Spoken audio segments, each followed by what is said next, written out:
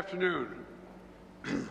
It's a very good afternoon, because at long last, I can announce a ceasefire and a hostage deal has been reached between Israel and Hamas. More than 15 months of conflict that began with Hezbollah's brutal massacre on October the 7th. More than 15 months of terror for the hostages, their families, the Israeli people. More than 15 months of suffering by the innocent people of Gaza. Fighting in Gaza will stop, and soon the hostages will return home to their families.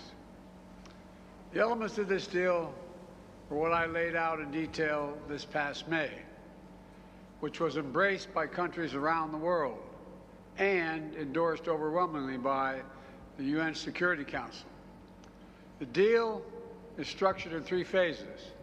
Phase 1 will last 6 weeks. It includes a full and complete ceasefire, withdrawal of Israeli forces from all the populated areas of Gaza, and the release of a number of hostages held by Hamas, including women and elderly and the wounded. And I'm proud to say Americans will be part of that hostage release in Phase 1 as well. And the Vice President and I cannot wait to welcome them home. In exchange, Israel released hundreds of Palestinian prisoners.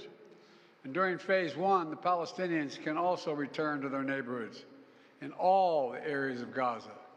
And the surge of humanitarian assistance into Gaza will begin. And the innocent people can have a greater access to these vital supplies. You know, during the next 6 weeks, Israel will negotiate the necessary arrangements to get Phase 2, which is a permanent end of the war. Let me say it again, a permanent end of the war.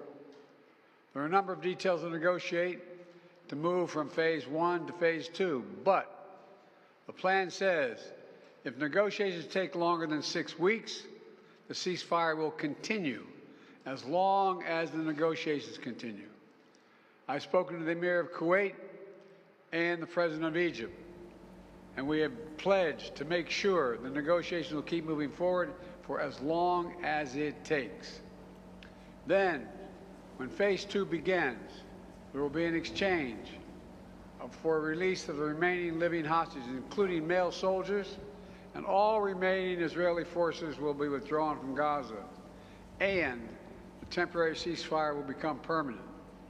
And finally, Phase 3, any final remains of hostages who have been killed will be returned to their families, and a major reconstruction plan for Gaza will begin.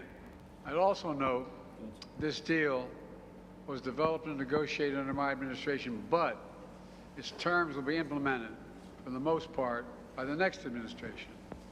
In these past few days, we've been speaking as one team. This has been a time of real turmoil in the Middle East.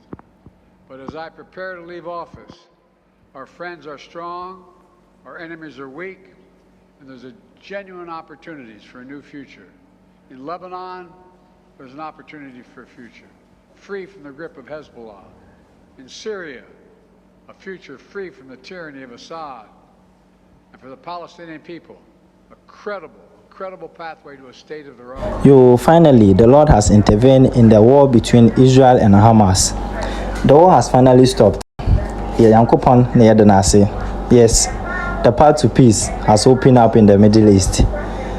Israel and Hamas will no longer exchange rockets and bullets. Nimpa then 64,000 in just 15 months. Adan Najapaza says uncountable. What's being reported is a verbal agreement from both sides. Israel na Hamas. With Donald Trump and the Qatar Prime Minister and Joe Biden. What I said was a Okono Ribery. So in there, I come across my video here. Make sure to like, subscribe.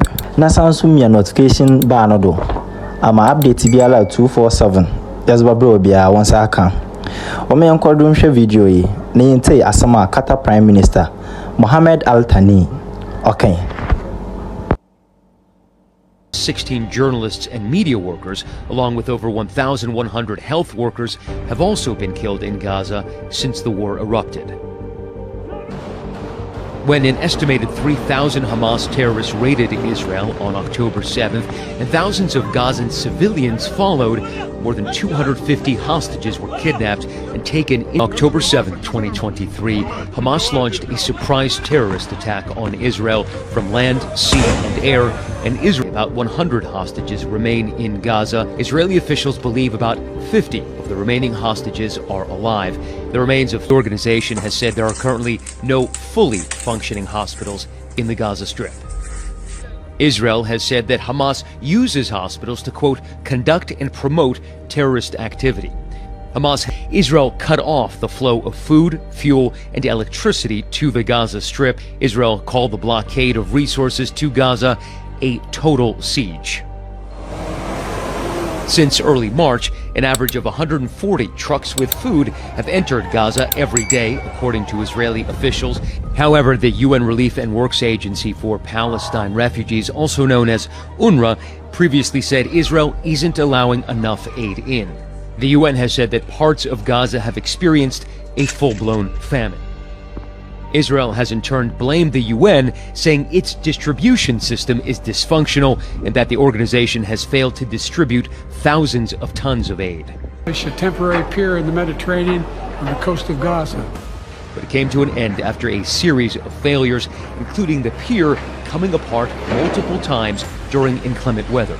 Several countries, including the U.S., have also airdropped aid into the Gaza Strip to try to help meet the needs of Gazans. On October 8th, the day after the Hamas rampage in Israel's south, Hezbollah opened fire on Israel in support of Hamas. Israel and Hezbollah have since traded fire nearly daily across the Lebanese-Israeli border. The Iranian-backed militia, designated a terror group by the U.S., is based in Lebanon and is considered the largest non-state military in the world. The intensity rose to a boil in September after pager devices carried by many Hezbollah members exploded. Hezbollah blamed Israel for the attack and vowed it would respond. A source confirmed to ABC News that Israel was behind the attack, which prompted chaos in the capital, Beirut, and elsewhere in Hezbollah's South Lebanon heartland. Since then, Israel has stepped up its offensive with massive airstrikes in Lebanon, killing about 30 top members of Hezbollah leadership, including the group's leader, Hassan Nasrallah. The IDF also launched what it calls a limited ground invasion in southern Lebanon against Hezbollah.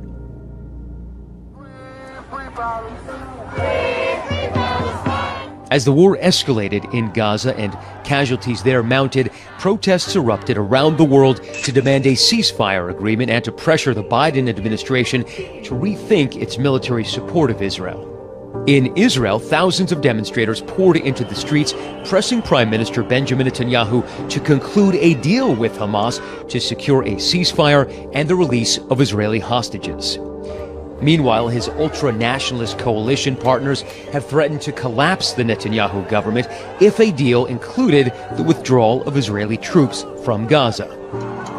Many pro-Palestinian protesters called for the divestment from Israel, while some Jewish students on campuses called the protests anti-Semitic and said they are scared for their safety.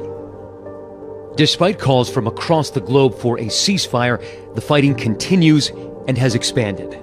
At this point, Israel is engaged in conflict with Iranian proxies, Hamas in Gaza, Hezbollah in Lebanon, the Houthis in Yemen, and pro-Iran militia in Iraq, as well as a now direct confrontation with Iran.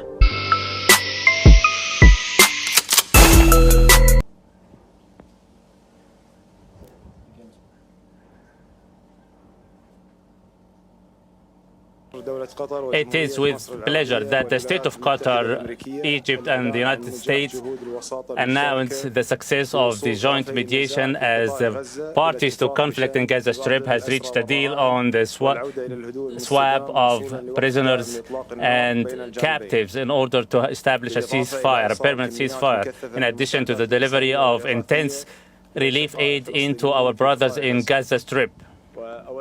Here, at the outset, I would like to extend appreciation to our partners in Egypt, the United States, namely the U.S.-elect envoy, Mr. Steve Witkoff, and the Middle East and Northeast coordinator, in Mr. Brett McGurk, for their extensive effort that have yielded in a breakthrough in these negotiations reaching up to this deal. And all the thanks to the work team in Egypt, His Excellency Minister Hassan Rashad, who contributed and worked closely in partnership with their Qatari counterparts in order to reach this deal. As both the parties to conflict and both the parties in negotiation have reached an agreement, all the implementation measures have been ironed out tonight, and after this, the internal measures will be taken within the Israeli government, following which the deal will come into effect on Sunday, January 19th. The 0 hour will be announced at a later stage.